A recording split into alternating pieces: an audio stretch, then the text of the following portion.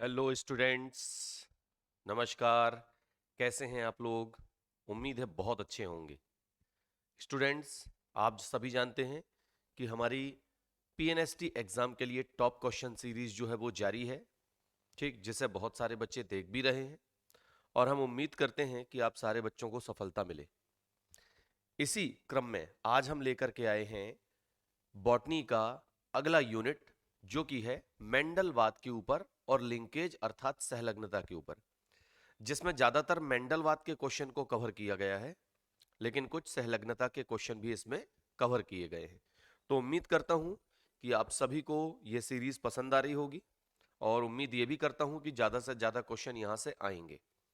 ठीक है, तो चलिए रेडी करते हैं फिर।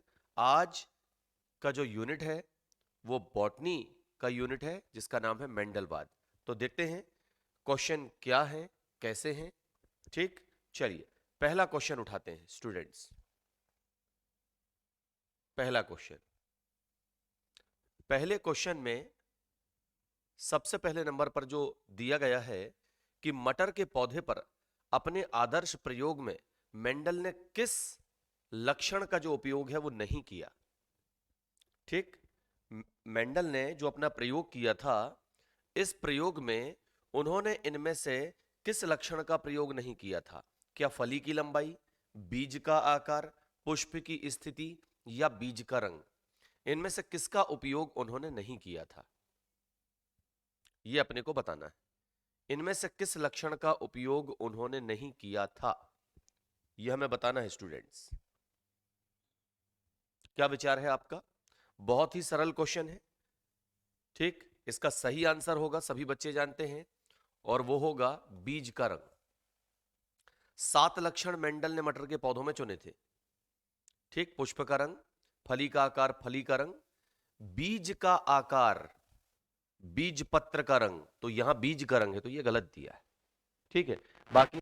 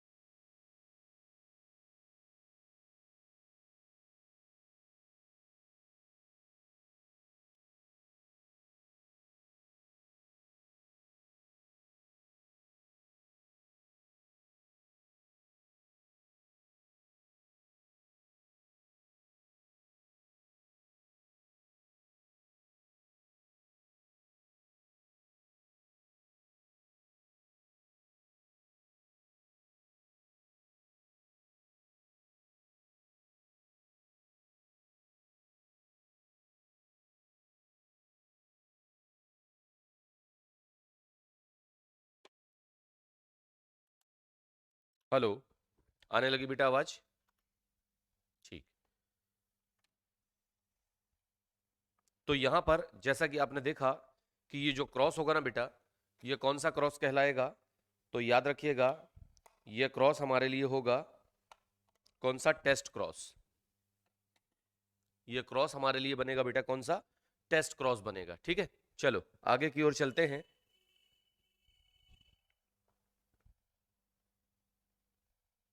अगला क्वेश्चन ये है, निम्न में से किस अनुपात द्वारा द्विसंकरण व्यक्त होता है?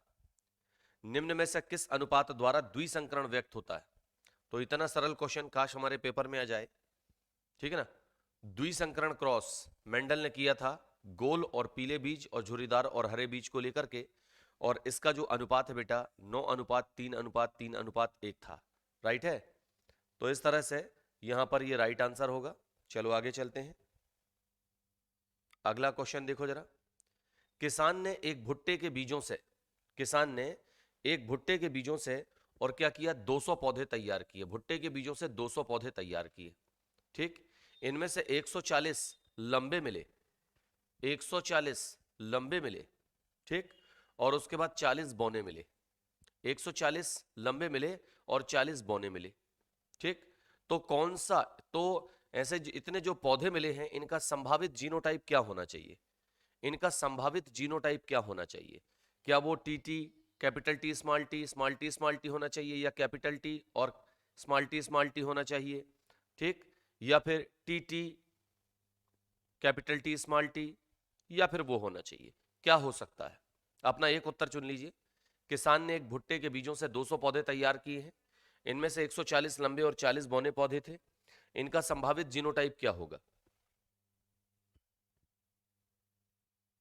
संभावित जीनोटाइप क्या होगा? बहुत सिंपल है। चलिए, समय दे दिया आपको। अब देखो, किसान ने मान के चलो भुट्टे के लंबे पौधे को लिया था और बौने पौधे को लिया था। ठीक। फिर इसके बाद F1 पीढ़ी में तो सारे पौधे लंबे मिले होंगे। फिर इन लंबे पौधों का उन्होंने क्या कराया होगा? आपस में क्रॉस कराया होगा और F2 पीढ़ी प्राप्त की होगी। तो F2 पीढ़ी में आप सभी जानते हैं उन्हें मिला होगा कैपिटल टी, कैपिटल टी और स्मॉल टी। तो ये पौधे उन्हें लंबे मिले हैं और ये पौधे उन्हें क्या मिले हैं? बौने मिले हैं। जीनोटाइप जो है वो इस प्रकार का आएगा। इस प्रकार का जीनोटाइप आएगा, मतलब राइट आंसर ये वाला आएगा। कैपिटल टी, कैपिटल टी और स्मॉल टी। क्योंकि यदि उन्हें केवल लंबे पौधे मिले होते, यदि लंबे पौधे मिले होते, तो फिर तो हम कहेंगे कि उस लंबे पौधे का जीनोटाइप ये होता। लेकिन उन्होंने दो प्रकार के पौधे हमें बताए, इसका मतलब दूसरा क्रॉस भी कराया गया है। ठीक है बेटा, दूसरा क्रॉस भी कराया गया है। चलिए अगले क्वेश्चन की ओर चलते हैं। अगले क्वेश्चन की ओर चलते, बहुत ही अच्छा क्वेश्चन देखो। जीन आकर्षण जब एक जीन जीन आकर्षण जब एक जीन क्या करता है? जब एक जीन नकाब प्रभाव होता है, मतलब एक जीन को ढक लिया जाता है, एक चेहरे को दूसरे चेहरे के द्वारा ढक लिया जाता है, मतलब एक जीन दूसरे जीन को ढक लेता है। जब एक जीन युग्म अन्य के प्रभाव को छुपा देता है, तब वह क्रिया क्या कहलाती है? बहुत ही सरल क्वेश्चन। क्या वो संपूरक जीन क्रिया कहलाती है? क्या वो पूरक जीन क्रिया कहलाती है? क्या वो डुप्लीकेट जीन क्रिया कहलाती है? या फिर वो प्रबलता कहलाती है? क्या कहलाती है? संपूरक जीन क्रिया, पूरक जीन क्रिया, डुप्लीकेट जीन क्रिया या प्रबलता, क्या कहलाती है? तो इसका बहुत ही सरल उत्तर है और वो है प्रबलता। याद रखिएगा, एपिस्टेटिस जिसे कहा जाता है। जब एक जीन किसी दूसरे जीन के प्रभाव को क्या कर देता है? छिपा देता है, तो यह क्रिया प्रबलता या एपिस्टेटिस कहलाती है। ठीक है बेटा, आगे चलते हैं। ये देखिए, बहुत ही सरल क्वेश्चन आपके सामने क्या लिखा हुआ है। क्वेश्चन को ध्यान से देखते जाइए, ध्यान से समझते जाइए, हर एक क्वेश्चन आपके काम का है। ठीक। 9:3:3:1 का अनुपात किस कारण 9:3 में रूपांतरित होता है? 9:3:3:1 का अनुपात किस कारण 9:3 में रूपांतरित होता है? क्या वो कॉम्प्लीमेंट्री जीन के कारण होता है, एपिस्टैटिक जीन के कारण होता है, हाइपोस्टैटिक जीन के कारण, या पूरक जीन के कारण? बहुत ही सरल। आपको ये पूरा बेस में पढ़ाया गया, बहुत अच्छे से पढ़ाया गया है सारी चीजें। तो इसका राइट आंसर आएगा कॉम्प्लीमेंट्री जीन। याद रखिएगा, कॉम्प्लीमेंट्री जीन के कारण से ये होता है। ठीक है, फिर आगे चलते हैं। अगला क्वेश्चन, निम्न में से कौन सा मल्टीपल फिनोटाइप से संबंधित है? ठीक। मल्टीपल फिनोटाइप जिसमें कई प्रकार के फिनोटाइप प्राप्त होते हैं। ठीक, निम्नलिखित में से कौन सा मल्टीपल फिनोटाइप से संबंधित है? आप देखिए कितने बार आया है ये क्वेश्चन, कितना महत्वपूर्ण है। मल्टीपल फिनोटाइप हो सकता है दोबारा से आए। क्या वो एपिस्टेटिस है, क्या वो म्यूटेशन है, क्या वो पॉलीजीनिक इनहेरिटेंस है, या फिर वो प्लियोट्रॉपी? क्या हो सकता है वो? निम्न में से कौन मल्टीपल फिनोटाइप से संबंधित है? तो राइट आंसर आपने चुन लिया होगा, इसको कहते हैं प्लियोट्रॉपी। याद रखना, प्लियोट्रॉपी, बहुप्रभाविता। ठीक, आगे चलते हैं। बहुप्रभाविता में एक जीन कई प्रकार के प्रभाव उत्पन्न करता है। ये देखो, सहलग्न जीन पृथक होते हैं। सहलग्न जीन किस क्रिया के द्वारा पृथक पृथक होते हैं? सहलग्न जीन मतलब जो एक पीढ़ी से दूसरी पीढ़ी में साथ साथ बने रहते हैं, जो एक पीढ़ी से दूसरी पीढ़ी में जाते समय साथ साथ बने रहते हैं, याद रखिएगा, वो सहलग्न जीन कहलाते हैं, जो अलग नहीं होते। तो सहलग्न जीन कब पृथक होते हैं? प्लियोट्रॉपी के दौरान, अध्यांतरण, याद रखना, एपीस्टेटिस का नाम याद रखना बेटा सभी, एपीस्टेटिस का नाम ये निकल के आ रहा है अध्यांतरण, है ना? नहीं तो हिंदी में आ गया तो कंफ्यूज ना होना। एपीस्टेटिस का रहा अध्यांतरण।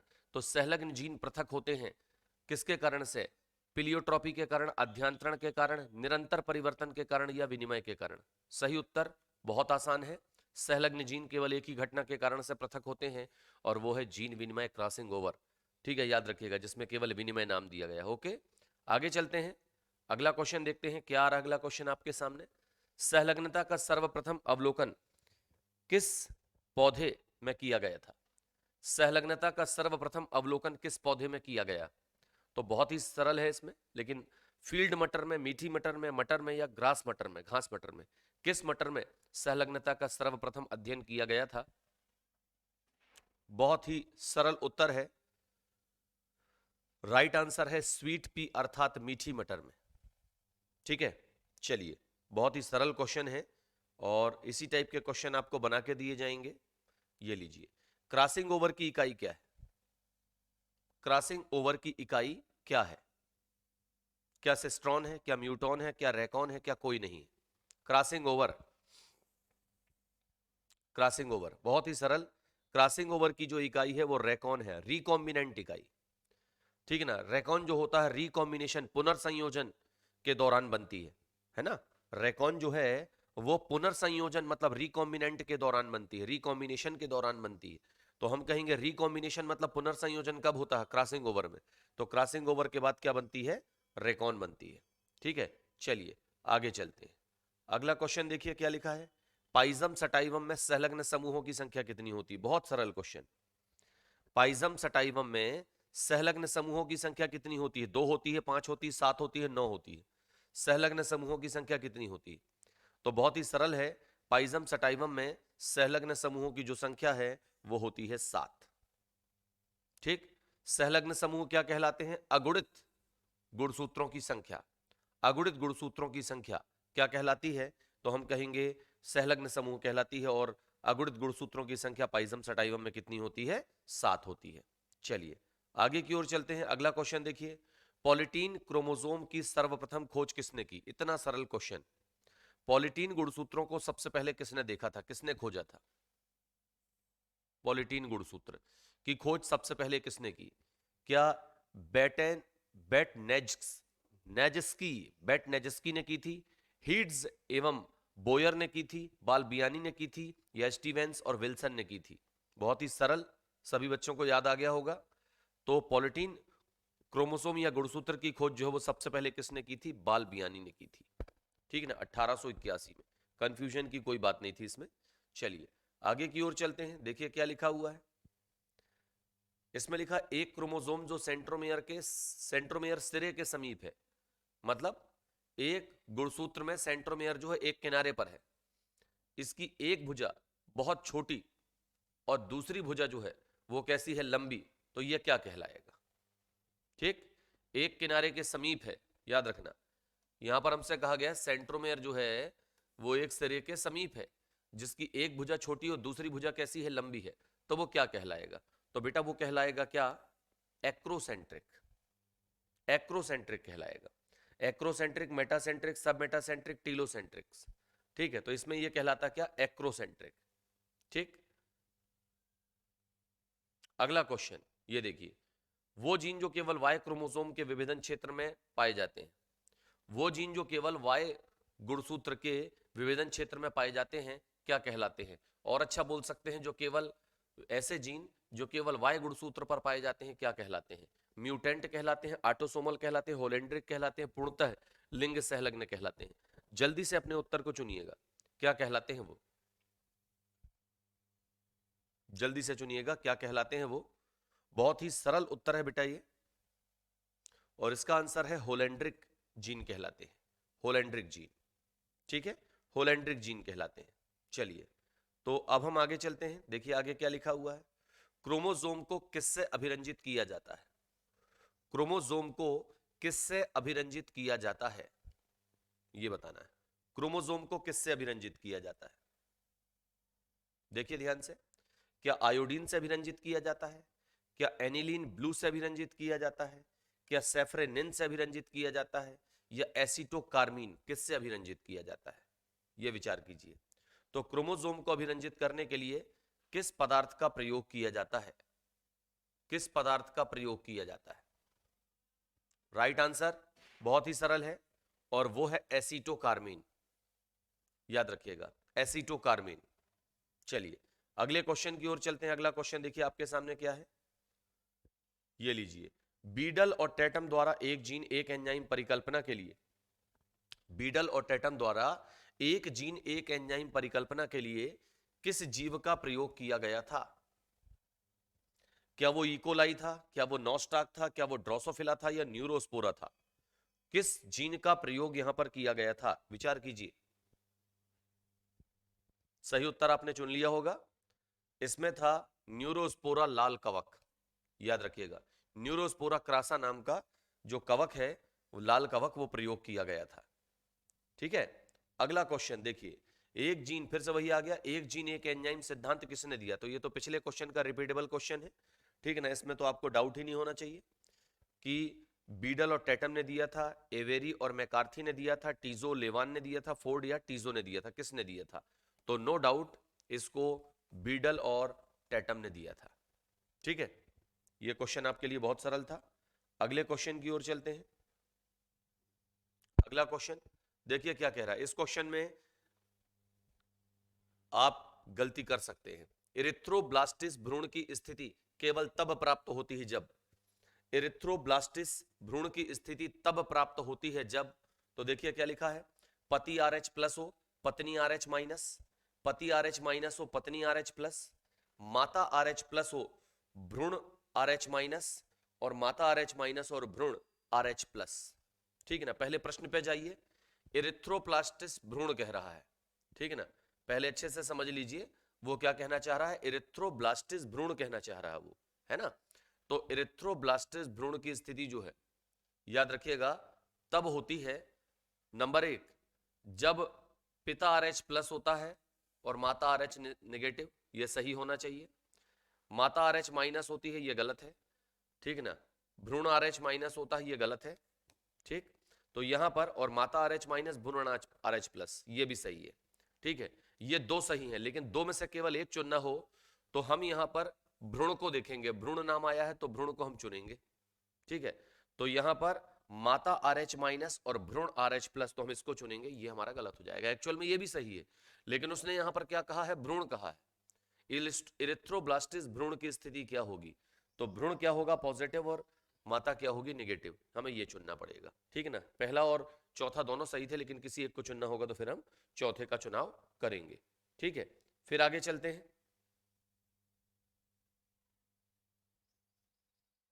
क्या लिखा हुआ देखो, बहुप्रभाव फिनोटाइप दर्शाने वाले जीन क्या कहलाते हैं?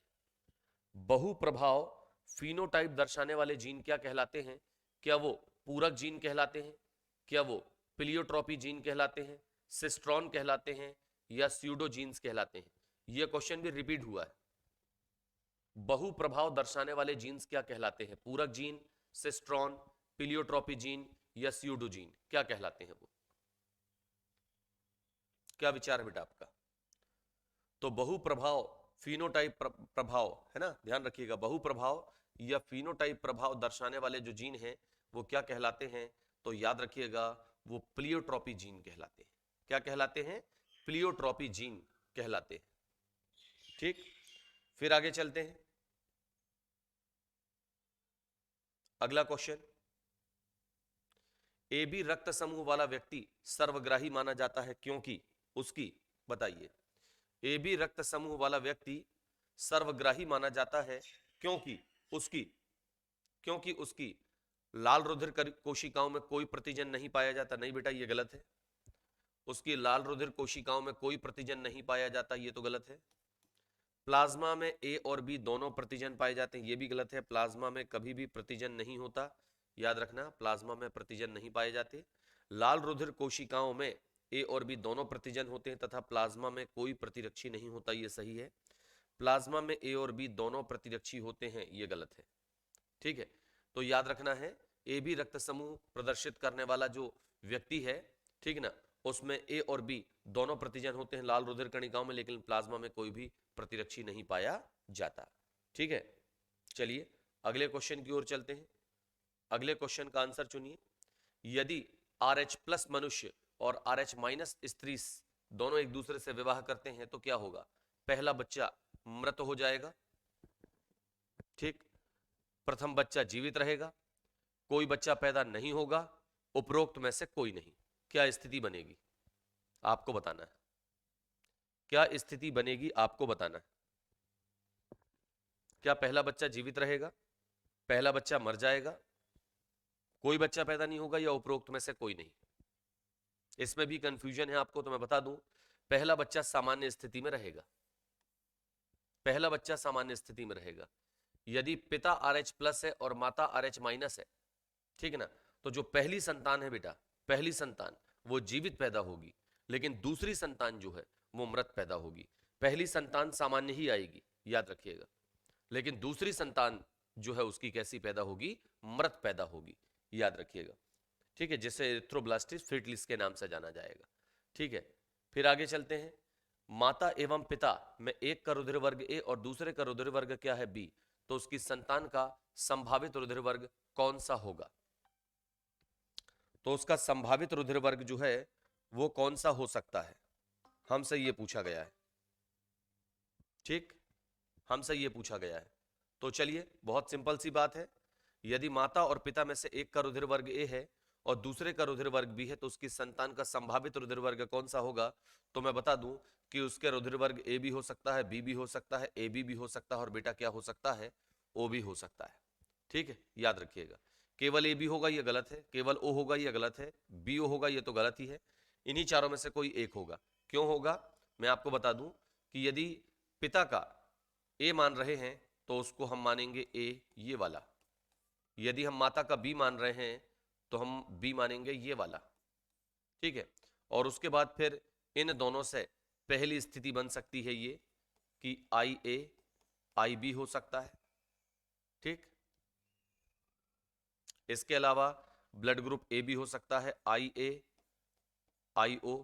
इसके अलावा ब्लड ग्रुप बी भी हो सकता है, आई बी आई ओ, और ब्लड ग्रुप ओ भी हो सकता है, आई ओ आई ओ। देख लो, ठीक है ना, ये चार स्थितियां बन सकती हैं।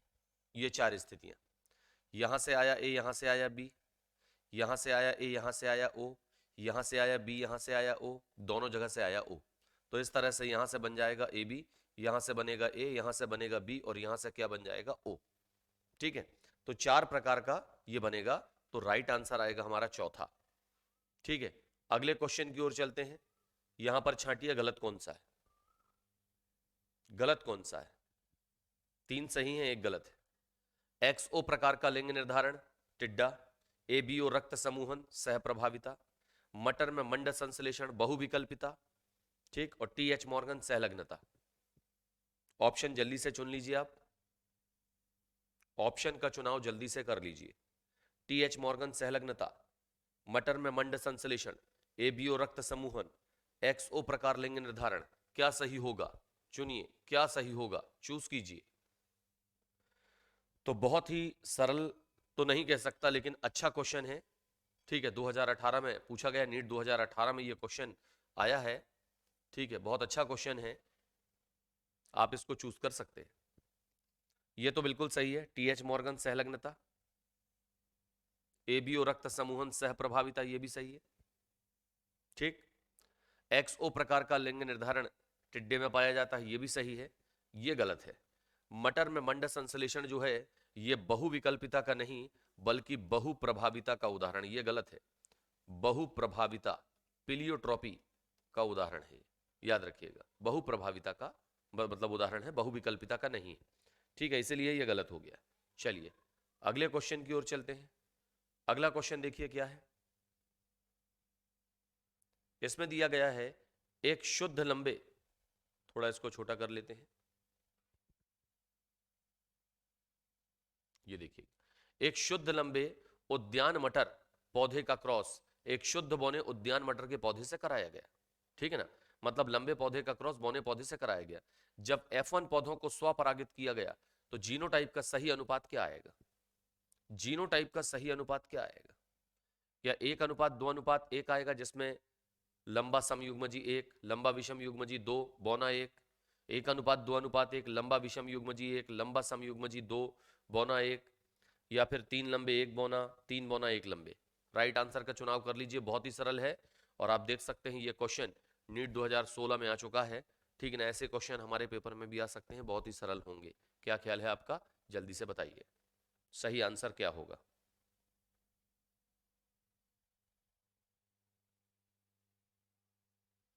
तो इसका राइट आंसर होगा बेटा, सीधी सी बात है, F1 पौधों को जब F1 पीढ़ी के पौधों को जब स्वपरागित कराया जाएगा, F1 पीढ़ी के पौधों को जब स्वपरागित कराया जाएगा तो यहां पर क्या होगा, जो फिनोटाइप अनुपात है वो 1:2:1 प्राप्त होता है, जिसमें एक शुद्ध लंबा होता है, 2 संकृत लंबे होते हैं और 1 बौना होता है।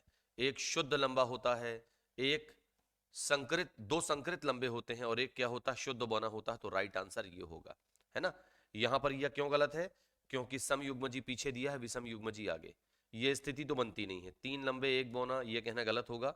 ठीक है, 1 बौना मतलब 3 बौने 1 लंबा ये कहना भी गलत होगा।